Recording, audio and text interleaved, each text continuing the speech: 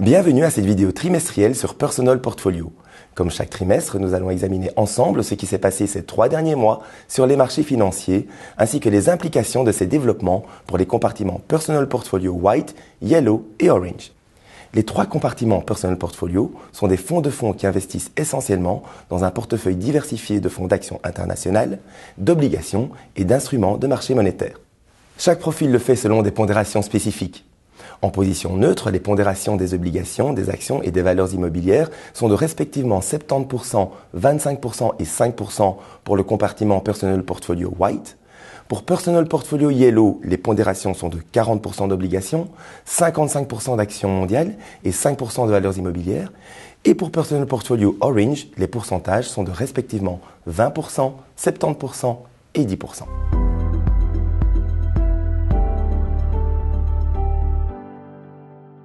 Sur le plan économique, il y a eu moins de surprises positives que les trimestres précédents, surtout en mars.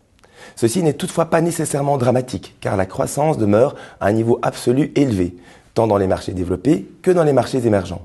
Les actions et les autres placements risqués ont entamé l'année 2018 en force, grâce surtout aux bons chiffres macroéconomiques et aux solides résultats des entreprises. Durant le trimestre, la situation s'est cependant détériorée et les marchés ont affiché des fluctuations plus importantes. Alors que la correction de début février était essentiellement imputable à des facteurs techniques, les craintes ont semblé de nature plus fondamentale en mars. Les risques politiques ont particulièrement augmenté avec le conflit commercial entre Trump et la Chine, l'issue incertaine des élections italiennes et l'empoisonnement d'un ancien espion russe sur le sol britannique. Le secteur de la technologie a été une autre source de préoccupation, avec notamment le scandale Facebook en matière de protection de la vie privée. En dépit de leur solide début, les actions ont concédé 3,6% en euros au premier trimestre de l'année. Les actions des marchés émergents ont affiché la meilleure performance, tandis que les actions européennes sont restées à la traîne en raison de chiffres économiques relativement faibles. Les valeurs immobilières mondiales ont, quant à elles, reculé de près de 7%. En dépit d'une hausse temporaire en janvier, le taux allemand à 10 ans s'est finalement replié de 0,5% sur l'ensemble du trimestre, en raison des craintes d'une éventuelle guerre commerciale. Globalement, les obligations d'État en euros ont gagné 1,5% durant les 3 derniers mois. Les obligations risquées ont, pour leur part, été pénalisées par la réduction de l'appétit pour le risque et ont perdu un peu de terrain.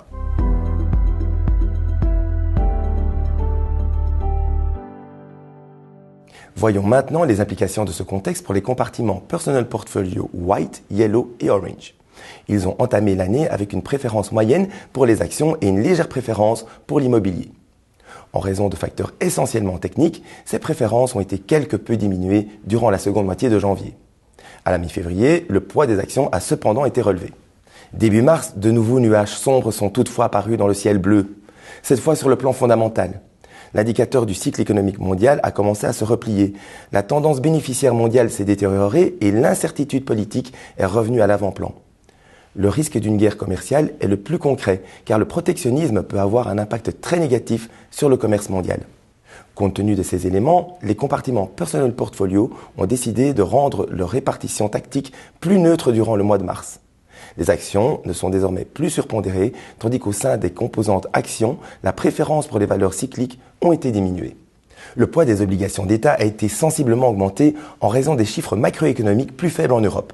Et également parce qu'elles offrent un filet de sécurité si le conflit commercial entre les États-Unis et la Chine devait connaître une nouvelle escalade. Les compartiments sont par ailleurs devenus encore un peu plus prudents à l'égard des obligations risquées.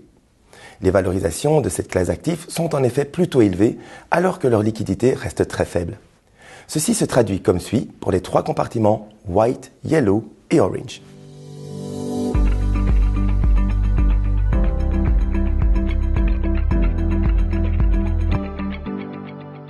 Les marchés financiers ont donc traversé une zone de turbulence durant les 3 mois écoulés.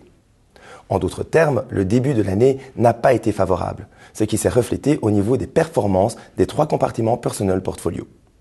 De janvier à mars, le compartiment White s'est ainsi replié de 1,6%, le compartiment Yellow de 3,2% et le compartiment Orange de 4,3%. Examinons ces performances plus en détail. La répartition tactique entre les différentes classes d'actifs a légèrement pesé sur le résultat durant le trimestre écoulé. La préférence pour les valeurs immobilières a surtout été pénalisante, avant qu'il ne soit mis fin à cette position fin janvier.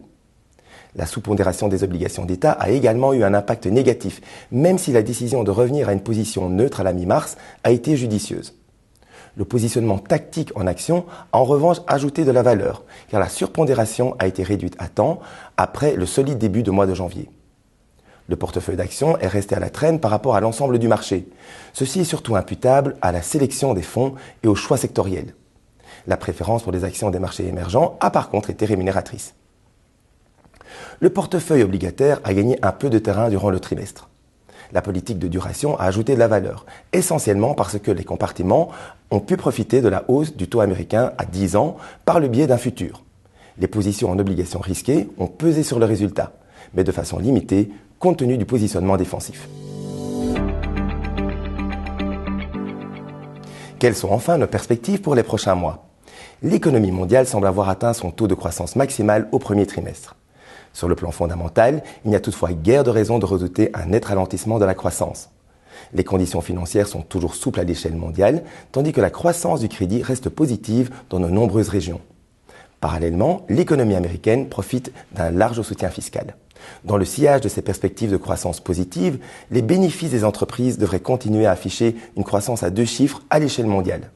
Les compartiments Personal Portfolio restent donc positifs à l'égard des marchés d'actions, mais les risques baissiers ont augmenté. La période de volatilité ultra faible semble par ailleurs évolue. La politique monétaire devient une source d'inquiétude, tandis que la situation géopolitique pourrait aussi rendre les investisseurs nerveux. L'escalade des tensions commerciales est susceptible de peser sur les marchés, mais une véritable guerre commerciale ne constitue pas le scénario central. Les compartiments s'attendent toujours à une légère hausse de l'inflation, une normalisation graduelle de la politique monétaire et par conséquent une modeste hausse des taux des obligations d'État. En résumé, on peut dire que le premier trimestre de 2018 a été très mouvementé. Le calme sur les marchés financiers semble derrière nous. Les compartiments Personal Portfolio suivent bien sûr la situation de très près afin de pouvoir effectuer les ajustements nécessaires. Nous arrivons ainsi à la fin de ce rapport vidéo. Si vous souhaitez des informations plus détaillées sur les risques, les rendements, les frais et la taxation, vous êtes invité à parcourir les informations clés pour l'investisseur, le KID, que vous pouvez obtenir gratuitement sur notre site www.personalportfolio.be ou auprès d'ING Belgique qui assure le service financier. Je vous donne rendez-vous dans 3 mois pour dresser un nouveau bilan de la situation.